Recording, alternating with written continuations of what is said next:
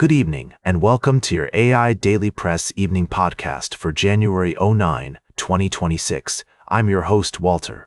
Firstly, we've been following the developments in Yemen, where the rivalry between Saudi Arabia and the UAE is playing out, with significant implications for the region. The situation remains complex, with the fate of the Southern Transitional Council hanging in the balance.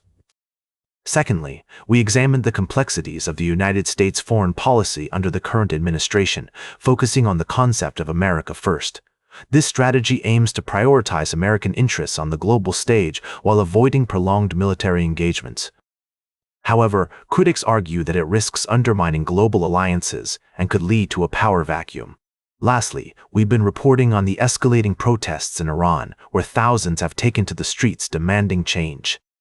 The Iranian government's response has been marked by force, resulting in a rising death toll and widespread arrests. The international community is calling for restraint and dialogue as Iranians seek a new system that respects dignity, freedom, and human rights. These stories highlight the intricate and often conflicting nature of global events. As we continue to monitor developments, one thing is clear: the path forward will require careful consideration of both domestic priorities and international responsibilities. Now, for the latest in social and cultural news, here is Barbara Waters. You, Walter, and then shall know what's right now. Firstly, we reported on Pope Francis's call for calm and dialogue in the region as tensions escalate between the United States and Venezuela. The U.S. has seized several oil tankers linked to Venezuelan oil exports, and the situation is complex, with multiple countries and interests involved. Secondly, we followed a developing story in the Caribbean, where U.S. forces have intercepted and seized a fifth oil tanker linked to Venezuela. This move is part of an ongoing effort by the United States to control Venezuelan oil exports and enforce sanctions on the country. Lastly, we brought you news of the release of several Spanish citizens, including a prominent Venezuelan Spanish rights activist from prison in Venezuela. The release comes after the U.S. capture of President Nicolás Maduro and is seen as a potential sign of easing tensions in the region. These stories are all interconnected and have significant implications for global oil markets, regional stability, and diplomatic relations between countries. We urge our listeners to stay informed and consider multiple perspectives on these developing news stories. Now for the latest in business and finance, here is Louis Riskweiser. Thank you, Barbara. Firstly, we've been following the economic developments in South Korea, where the government has forecast a 2% growth rate for this year, driven by stronger domestic consumption and exports. The country is also planning to open its currency and financial markets further to global investors, aiming to improve links with overseas trading hubs and promote the wider use of the Korean won. In other news, Germany has reported an unexpected increase in industrial production, suggesting that Europe's largest economy may be weathering current economic challenges better than expected.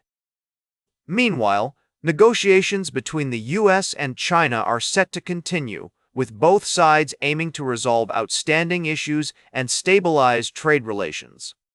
Lastly, we've been shining the spotlight on Applied Digital, a company making waves in the data center industry with its high-performance computing solutions tailored for artificial intelligence workloads. Despite being unprofitable, the company's stock has soared over 200% in the past year, driven by growing demand from AI companies. While the valuation may seem steep, the growth prospects are undeniably compelling. We'll continue to bring you updates and analysis on these and other developing stories as more information becomes available. Now for the latest in science and technology, here is Carl Starman. Thank you, Louis.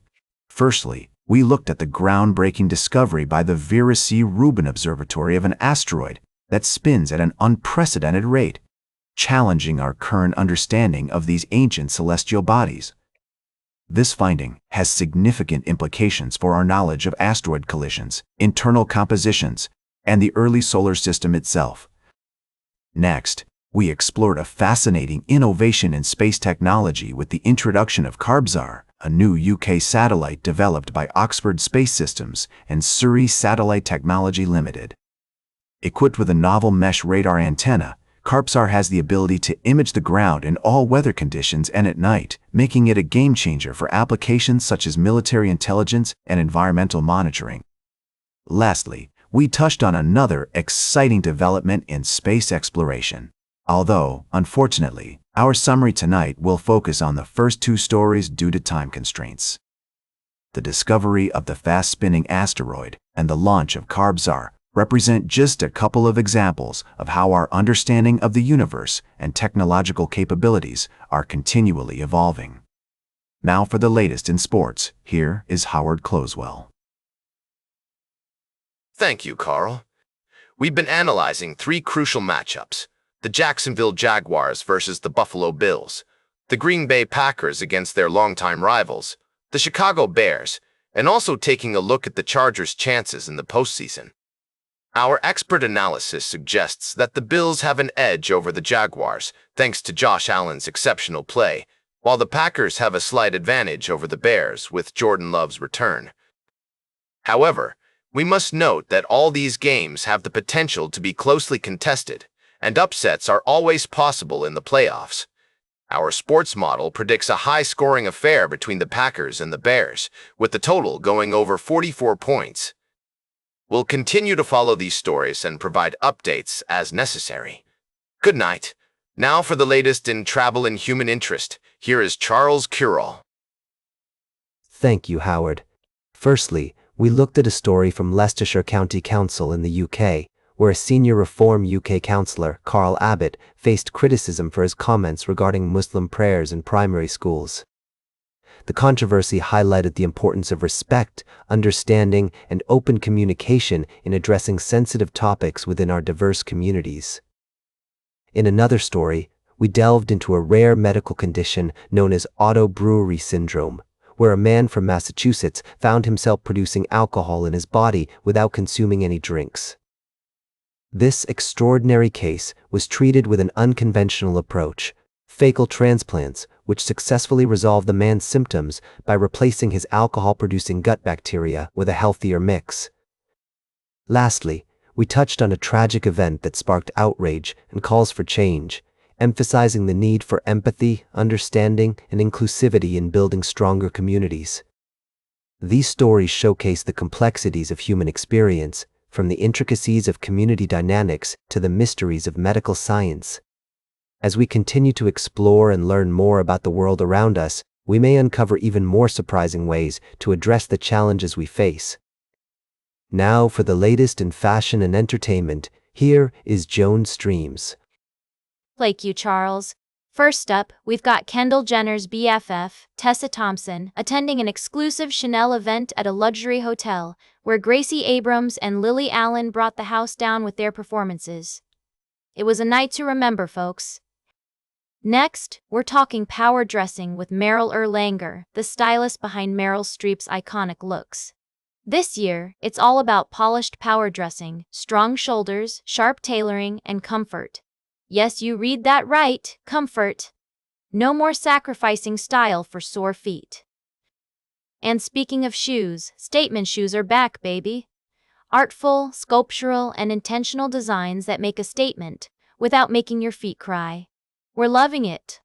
Last but not least, we've got a shout out to Kendall Jenner's love life, or should I say, the speculation around it.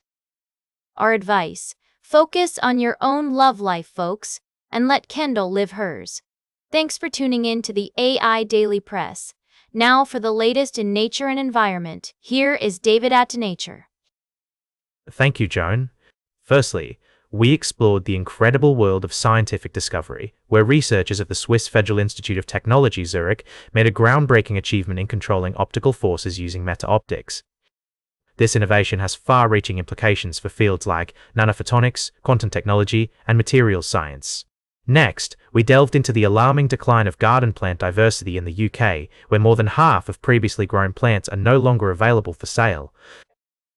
Plant Heritage, a charity dedicated to conserving cultivated plants, is urging the public to choose unusual species and start their own national collections to safeguard our nation's favourite plants.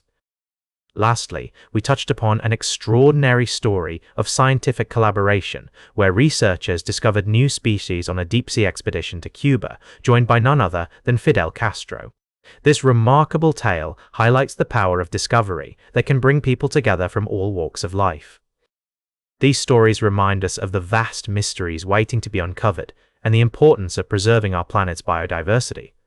By taking small actions, we can make a tangible difference in protecting our environment and promoting scientific advancements. And that completes our evening podcast for today. Thank you for listening. Until tomorrow morning, I'm David Attenacher for AI Daily Press, the world's most unbiased news source.